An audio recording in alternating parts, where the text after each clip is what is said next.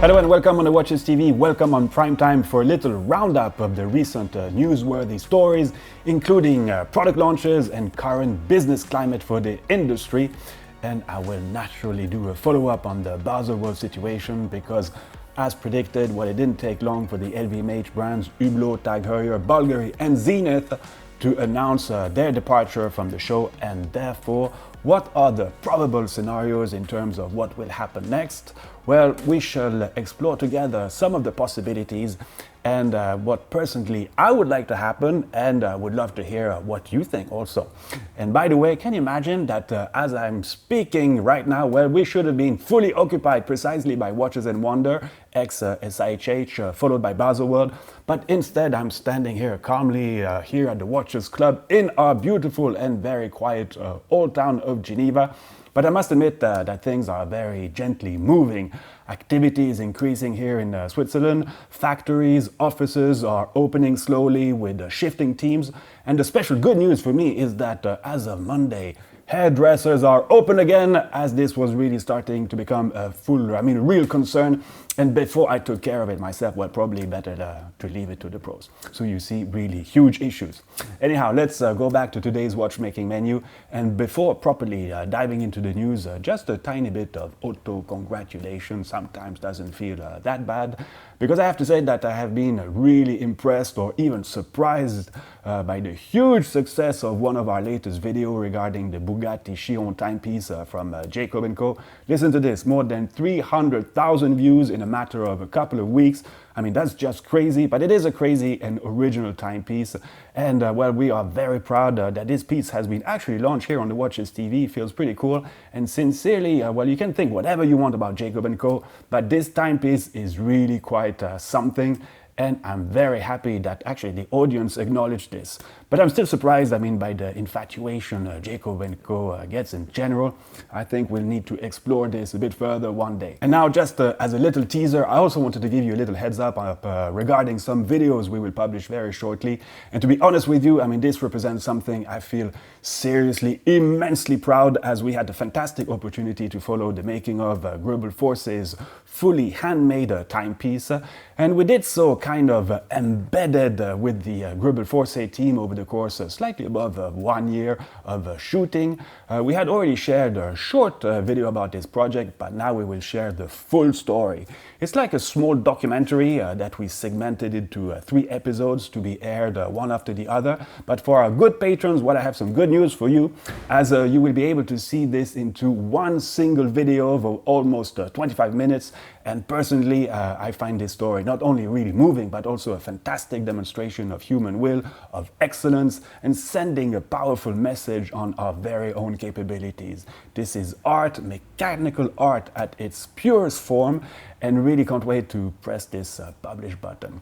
I hope you will enjoy this privileged voyage into proper and meaningful mechanical watchmaking as much as we enjoy making it. And I take this opportunity of thanking Robert Grobel, Stephen Forsey and their team, whether internal to the company or these other exceptional external artisans, to have let us be there and witness this fabulous human adventure. Okay, but now let's talk news, and as mentioned in the intro, the Baselworld Watches and Wonder saga continued. We have a new season episode to share with you today, and count on us for the upcoming updates, and don't hesitate to like and share what we do. This is highly appreciated. Anyhow, and as predicted, and following the departure of historic and extremely loyal brands to Baselworld, meaning Rolex, Patek and Chopard, it took less than a week for LVMH to announce that their brand was also joining the Geneva party of early April 2021.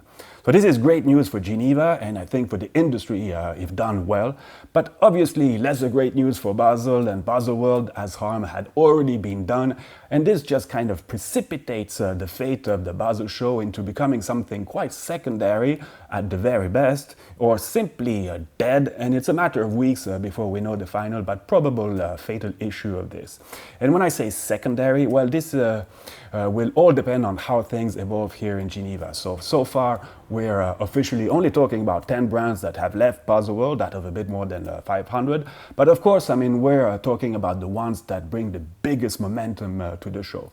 So let's explore the possibilities that this now opens, because I really see this as a fantastic opportunity of laying the grounds of a new ecosystem for a single efficient event to benefit everyone. And the brands, of course, and their much needed relation with their sales network, however this is organized, internal or with partner retailers, their relation to the media and to the public too. Well, a great opportunity of redeveloping some hype around watchmaking, sending some strong and positive signals for the greater good of the industry as a whole. But will this happen? Well, nothing is too sure at this stage, but let's nevertheless remind ourselves of a few things. Like I've been saying for a little while, the future of Watches and Wonder was very much at stake. Actually, I personally thought that its future was in greater danger than the very existence of Baselworld. But obviously, you know, when you pull the string a little bit too much and lose these brands that have been so loyal to you, well, this can't be good for sure. So Watches and Wonder has been suffering from more or less the same issues as Baselworld, with many questioning not necessarily the reason of its existence, but how this was delivered, meaning at extreme high cost for the brands, budgets that have become more and more difficult to justify. Okay, I mean, as a guest, I have to say that the show was pretty marvelously organized. We were very spoiled, extremely spoiled, and champagne was always good and plenty, among many other nice little perks. But the cost of all this just didn't fit anymore with the reality of the business. The evolution and the impact of social media and the current COVID crisis just accelerated what was doomed to happen at one point or another. So though Watches and Wonder can seem like being the big winner of this situation, well, I seriously doubt that way things have been done until today could actually work in the future. And I just wish that people are not going to be lazy in thinking that the war has been won. No, we need a fresh start. But you know, humans' unfortunate tendency of facing change, you know, like, no, let's not change. Well, concretely, what do we have lying on the table? Well, we indeed have this Watches and Wonder organization led by the FHH, that's the Fondation de la Haute Horlogerie. And despite the fact that this fondation or foundation wants to be perceived as neutral as possible by promoting high-end watchmaking through, I mean, cultural events, tuitions, magazines, they have multiple brands supporting them. Well, it's historically an organization under the control of the Richemont Group, and this was made even more blatant recently when the SHH was cancelled, because the decision was not taken at the FHH level but higher. Same regarding the shocking announcements of this new event taking place in April next year. I mean, you have the brands I mentioned before, but the person talking in the name of the FHH wasn't its president, Madame Fabienne Lupeau, but the big boss of the Richemont Group, Mr. Jérôme Lambert, and he was most certainly talking in the name of Richemont Group's main stakeholder, the Rupert family. So here we already see and feel that what just happened and the decisions made have been taken at a very high level of the food chain, and these guys hold in their hands the future of how next year's event will be like. I mean, we know that Rolex and Patek, for such an event for them is almost 100% kind of a B2B thing, and for Watches and Wonder, it was also the case. I mean, a private event, and just opened for a few privileged collectors, and I shouldn't say privileged really, because I mean, these guys were simply extremely good and an influential customer of these brands, so it's normal to treat them special. I mean, they are very important for many of these brands present there. But anyhow, what I want to point out is that all these brands are definitely more focused on the pure business side of things, and opening to the public is most certainly not their top priority, when personally I do think that we need to find a solution, some kind of mix which can still involve the general public and create a moment where the interaction between watch lovers and brands can recreate a special link. This is, for instance, what I love so much about the Dubai Watch Week. There's this interaction, and generally everybody comes out of this extremely happy, revitalized, positive and inspired, and this is how we should all come out of this Geneva Watch Week, or however they want to call it. People coming back home and be the best ambassadors of how great watchmaking is. But you see, we do have different agendas, and we haven't even talked about the other brands. I mean, first of all, the ones that should have currently participated at Watches and Wonder, some of them being small independents, for which participating represents a massive budget commitment. And you do have to remember that it's not because, I mean, you're selling $80,000 watches that as a company you're making a lot of money. I mean, budgets are often extremely tight for them. And just like with Baselworld, where these guys are not going to see their money back this year, despite the show being cancelled. And I will get back on this in a second, because I have a great little story to share with you. Well, what will become for them? Because as of today, well, we've only heard about Watches and Wonder and this other expo led by Rolex and Patek, onto which other high-end brands will participate. So will Watches and Wonder focus back almost exclusively at Richemont Group brands? Well, could well be. And who will be invited to be part in the club of the Rolex and Patek, and why? Well, all this is still very obscure, and the only thing we know is that those that have tried to anticipate a few things, well, all their endeavor have been greeted with a strong refusal, meaning that, for instance, as of today, it's impossible to rent out any type of surface in Geneva at these expected dates of early, mid-April of next year. So if it's a way of avoiding having too many things going in too many directions, instead having some kind of great coordinated project, then I'm fine with it. But we will have to wait and really see for this. On a personal level, I just wish that we could really have more or less everything happening under the same roof, with maybe some kind of unfortunate but I mean necessary political segmentation between Richemont brands, the Rolex Patek club of high-end and powerful brands, the independent, some mid-level type of brands. Well, everyone could fit into their own little village, but be part of the same community regardless. Well, I really have no idea if this will happen, but again, we have a fabulous opportunity of doing things differently, corresponding to a new era for watchmaking, an industry that is seriously being heavily challenged right now. I mean, sales volume will inevitably be much lower this year. Stocks of unsold products are probably at their highest levels right now, but factories are reopening in an almost business as usual approach. Well, this is really dangerous, and of course, I mean, there will be casualties, and the resizing seems inevitable too, and therefore everything should be done to protect as much as possible the entire watchmaking ecosystem.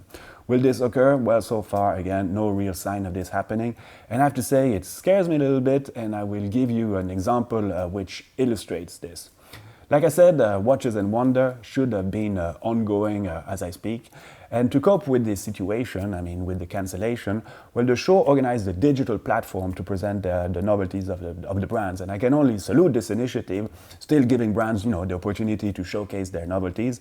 Well, those that were supposed to participate at the show, meaning brands that have already paid for it, I mean they've paid for their presence, well, these brands should have all been on board this platform, but no. Because the organizers of the show have asked for extra money to be included on this platform. And that's why you have a difference between brands normally participating at the physical show and the ones that do benefit from this digital platform. So the ones that refused or simply just couldn't pay are left with just paying money with absolutely nothing in return. And this is highly uncool, to say the least, and really doesn't go in the direction of this needed solidarity I was referring to before.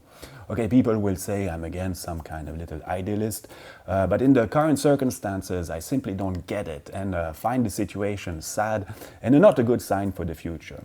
So anyhow, enough babbling about the politics of all this, and please don't hesitate to share your opinion about this. Could be a very interesting discussion. Difficult to say that there is only one truth, but nevertheless, I mean, these are times for fresh ideas, taking into consideration the needs of all, and I do understand that they could be sometimes a little bit conflicting. Well, regarding new products, well, I really won't make it too long, because so far, and it's normal, well, we can only talk about the same pictures, the same press releases that as media we all receive, And by the way, proving again that the necessity and the value of being able to physically see and feel these new products to be able to talk seriously about them. So I really hope that in the next few days and weeks, well, we'll be able to get our hands on some of these new timepieces, and well, being in Geneva should help. And hopefully we'll be able to bring you some more added value reports than simply sharing what you guys have probably already seen on the Instagram feeds of so many media or brand accounts. Because yes, I mean, it seems that there are some cool and interesting new watches out there. You know, some Vacheron Constantin, Lange, Roger Dubuis, Piaget, of course, with the commercial version of their ultra-thin concept watch presented a couple of years ago, H. Moser, and some special Vanta Black models, well, many others too, but we just need to see them in the flesh, and we'll get back on this, either myself or sometimes with my colleague Suzanne from Well Tempus. So you see, this was a very quick wrap-up of the novelties, and thanks so much for watching, thanks for sharing, and thanks to all these new subscribers. A special and massive thanks to our patrons. Remember that as a patron, we will share with you very soon the full documentary version of the behind the making of Wilberforce's handmade zero-on timepiece. And I do repeat myself, yes, this is our best work we have ever done. So feeling extremely proud and honored to have produced this film with my team, and I can't wait to have your feedback on it. And for our regular and beloved YouTube subscribers, well, this will simply be split into 3 episodes.